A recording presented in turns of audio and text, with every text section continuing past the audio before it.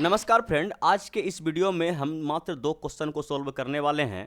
पहला क्वेश्चन तो ये जो आप देख रहे हैं और दूसरा क्वेश्चन ये। दोनों क्वेश्चन काफ़ी इम्पोर्टेंट और काफ़ी मज़ेदार है, काफ़ी दिलचस्प भी बोला जाए तो कोई गलत बात नहीं होगा। तो देखिए, प्रत्येक क्वेश्चन को बारी बारी से सॉल्व करते हुए आगे बढ़ते हैं। तो सबसे पहले ये जो बड़ा सिंपल प्रश्न है, सबसे पहले हम लोग इसको सॉल्व कर लेते हैं। बड़ा आसान प्रश्न है, देखने में आपको डिफिकल्ट लग रहा हो, लेकिन सबसे आसान प्रश्न यही है। देखिए, इसमें बताया गया है कि जब एक संख्या है इतना बड़ा, कितना बड़ा है आप कल्पना कर सकते हैं कि एक से लिखते हुए कंटिन्यूअस कहाँ तक गया है, 100 तक नॉन स्टॉप लिखा है बिना कॉमा लगाए। ये कितना अंक का संख्या है आप समझ पा रहे हैं। ये टोटल एक संख्या है और उसको 16 से विभाजित किया जाता है। तो पूछा गया है शेषफल क्या होगा। देखिए, बड़ा सिंपल प्रश्न है। अगर हम आपसे एक प्रश्न पूछ दें कि चलिए भैया, एक संख्या है 19, क्या संख्या है 19, इसको अगर 2 से भाग दिया जाए, इसको अगर 2 से भाग दिया जाए तो शेषफल क्या बचेगा। बोलिए, सिंपल सा बात है, 9 दूना 18 खिला देंगे और एक शेषफल बचेगा। तो यहाँ पे 2 अंक का संख्या था तो आप बता दिए भाग दे करके सिंपल सा कि शेषफल 1 बचा। लेकिन यहीं पे अगर 300 अंकों का ये संख्या रहता, 500 अंकों का संख्या रहता और पूछते हैं कि बताइए 2 से अगर भाग दिया जाए तो शेषफल क्या बचेगा, तो उस समय आप क्या करते, पूरे 500 अंकों का संख्या लिखते, यहाँ से मोकामा घाट तक पूरे को 2 से कटाते, उसके बाद शेषफल बताते। बोले नहीं, ऐसा बात नहीं है, हमको 2 का डिविजिबिलिटी रूल पता है। तो क्या है 2 का डिविजिबिलिटी रूल? तो 2 का डिविजिबिलिटी रूल ये बोलता है कि आप किसी भी संख्या को चेक करना हो, आपको अगर किसी भी संख्या को चेक करना हो कि वह संख्या 2 से विभाज्य है या नहीं है, तो लास्ट का मात्र एक अंक को आप उठाइए, ठीक है, और उसको ही भाग दीजिए। जैसे कि ये संख्या हम 19 लिए थे, इसमें शेषफल 1 आया था, ये 2 से विभाज्य नहीं है। तो इस संख्या में, इस संख्या का टोटल अंक नहीं लेना है, केवल लास्ट का एक अंक लेना है। तो लास्ट का एक अंक क्या है आपका 9, और इसी को हम चेक करते हैं 2 से भाग देके। तो 4 दूना 8, तो एक शेषफल बचा जिसका हमें जरूरत था। समझ पाए, संख्या कितना बड़ा भी हो, अगर 2 से उसका विभाज्यता चेक करना हो तो लास्ट का एक अंक को हम उठाएंगे और चेक करेंगे, जो शेषफल आ जाए वही उस पूरे संख्या को 2 से भाग देने पर आएगा। बात समझ पाए? बोलिए हाँ। अच्छा, 4 का डिविजिबिलिटी रूल भी आपको पता होगा कि लास्ट का 2 अंक को आप उठा के चेक सॉरी 4 का डिविजिबिलिटी रूल बोलता है कि आप लास्ट का 2 अंक को उठाइए और उसको भाग दीजिए। अगर कट गया तो सही है, वह संख्या 2 से विभाज्य है, सॉरी 4 से विभाज्य है।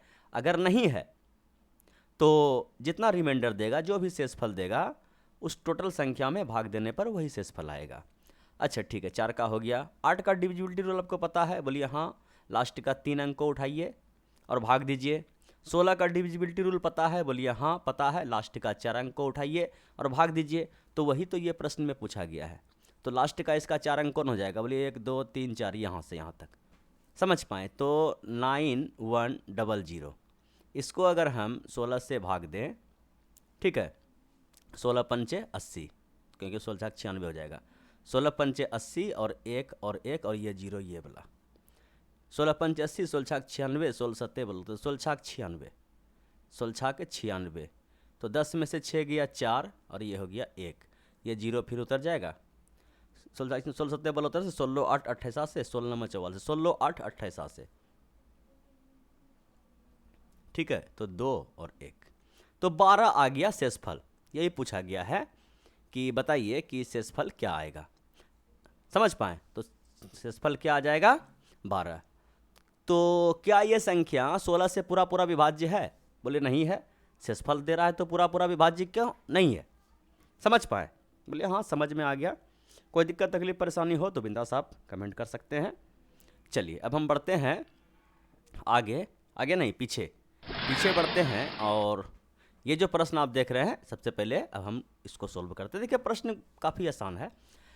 प्रश्न में दिया गया है कि दिए गए चित्र में 2 समान आयत, 2 ये चित्र दिया गया है, इसमें 2 समान आयत है ABCD और DFBE। यदि AB बराबर 1 सेंटीमीटर और BC बराबर 2 सेंटीमीटर, तो अतिव्यापी क्षेत्र मतलब ओवरलैपिंग रीजन का क्षेत्रफल क्या होगा। बात समझ पा रहे हैं कि इस एरिया का क्षेत्रफल पूछा गया है। सिंपल सा बात है। सबसे पहले हम ये देखते हैं कि ये जो 2 आयत है, दोनों आयत समान है और इस टाइप से एक दूसरे को ओवरलैप कर रहा है। और क्या दिया गया है कि ए बी बराबर 1 और बी सी, ये ए बी जो है चौड़ाई ये 1 दिया गया है और बी सी जो है ये लंबाई 2 दिया गया है। तो लंबाई चारों का लंबाई 2 हो गया, चौड़ाई सबका चौड़ाई क्या हो गया 1 हो गया। समझ पाए? बोले हाँ। तो जब दो आयत एक दूसरे को इस प्रकार से ओवरलैप करे तो यहाँ पे देखिए 4 त्रिभुज बन रहा है। एक त्रिभुज ये वाला, समझ पा रहे हैं, दूसरा त्रिभुज ये वाला, तीसरा त्रिभुज ये वाला, चौथा त्रिभुज ये वाला। चारों का चारों त्रिभुज सर्वांगसम होता है। चारों का चारों त्रिभुज क्या होता है? सर्वांगसम होता है। चलिए अब देखिए कि ये अगर ए बी मेरा 1 सेंटीमीटर है, समझ पाएँ, तो ये भी 1, ये भी 1, ये भी 1, कोई दिक्कत नहीं है। बोले कोई दिक्कत नहीं है। ये टोटल लंबाई जो है 2 है, तो ये भी 2, ये भी 2, ये वाला भी लंबाई 2, ये वाला भी लंबाई 2, कोई दिक्कत? बोले कोई दिक्कत नहीं है। चलिए अब हम इस टोटल लंबाई को अगर हम 2 सेंटीमीटर दिया गया है, तो ये जो ये है नाम देना पड़ेगा ना। ऐसा कित करते हैं कि नाम दे दें। चलिए हम नाम शुरू करते हैं यहाँ से। जेड, जेड के बाद नाम वाई, और कोई नाम देना पड़ेगा? नहीं, सब नाम का काम हो गया। ठीक है। तो अगर हम इस त्रिभुज को देख लें जेड ए बी को, तो इसमें दिया गया है कि ए डी बराबर 2 सेंटीमीटर, क्योंकि ये इसके बराबर है।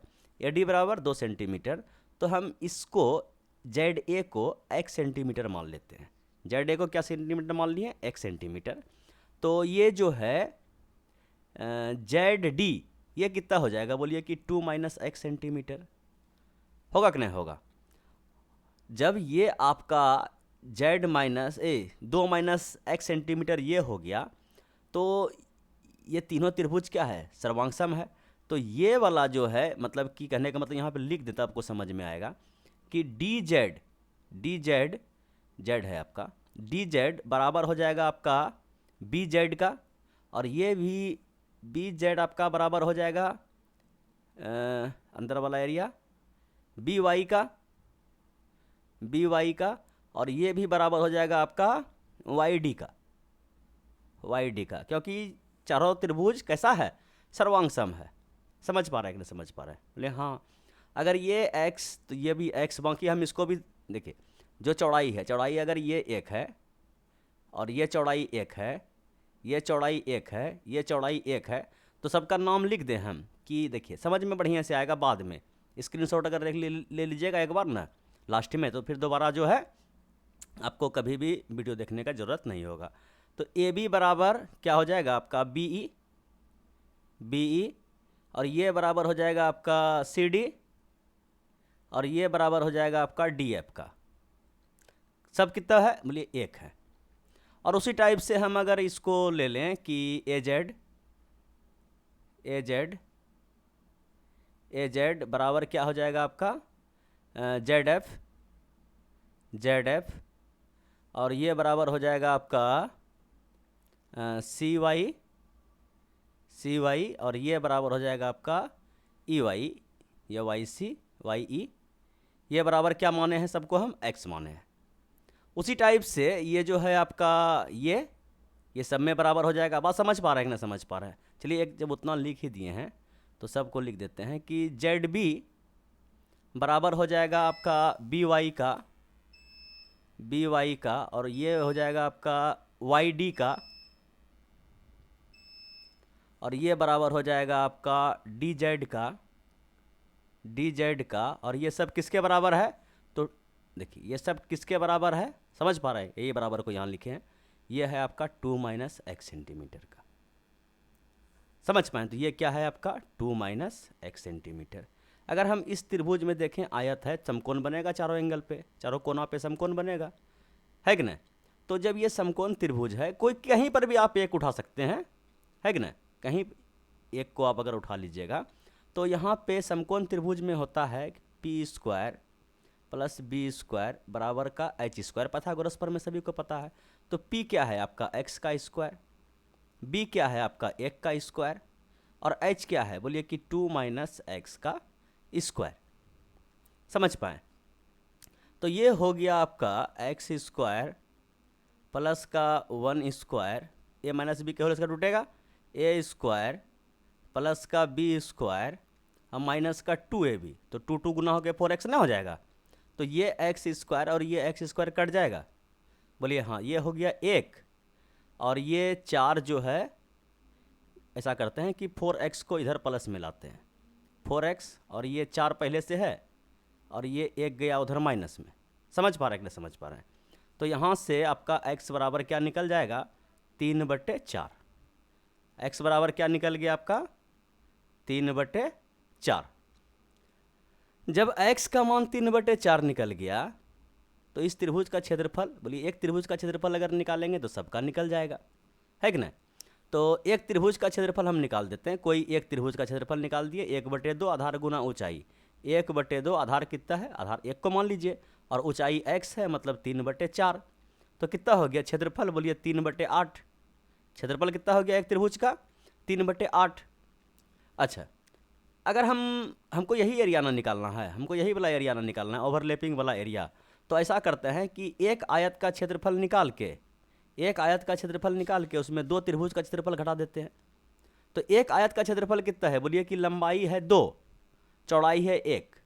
समझ पाएँ? तो आयत का क्षेत्रफल कितना हो जाएगा, बोलिए 2 गुना 1 2, और 2 त्रिभुज का क्षेत्रफल, एक त्रिभुज का क्षेत्रफल इतना, तो 2 त्रिभुज का क्षेत्रफल इसको 2 से गुना कर दीजिए, है कि ना? तो ये 4 बार में कट जाएगा, तो 2 त्रिभुज का क्षेत्रफल हो जाएगा 3/4। जब 2 त्रिभुज का क्षेत्रफल 3/4 हो गया तो ओवरलैपिंग एरिया, समझ पाएँ? तो आयत का क्षेत्रफल माइनस 2 त्रिभुज का क्षेत्रफल, आयत का क्षेत्रफल कितना होगा, लंबाई गुना चौड़ाई, 2 गुना 1 2, और 2 त्रिभुज का क्षेत्रफल 3/4। समझ पाए? यहाँ पे अगर आप एलसीएम लीजिएगा, एलसीएम तो 4 हो जाएगा, तो ये हो जाएगा 4 दूना 8 और -3, तो घट के क्या हो जाएगा 5/4। 5/4 सेंटीमीटर जो है ओवरलैपिंग एरिया है। बात समझ पाएँ? बोले हाँ। अगर इसके बाद भी, इतना लो लेवल समझाने के बाद भी आपको अगर खुदा न खास्ता कभी भी भविष्य में कोई भी दिक्कत हो जाए तो बिंदास कमेंट कीजिएगा और वीडियो को लाइक करना ना भूलिएगा। Thank you.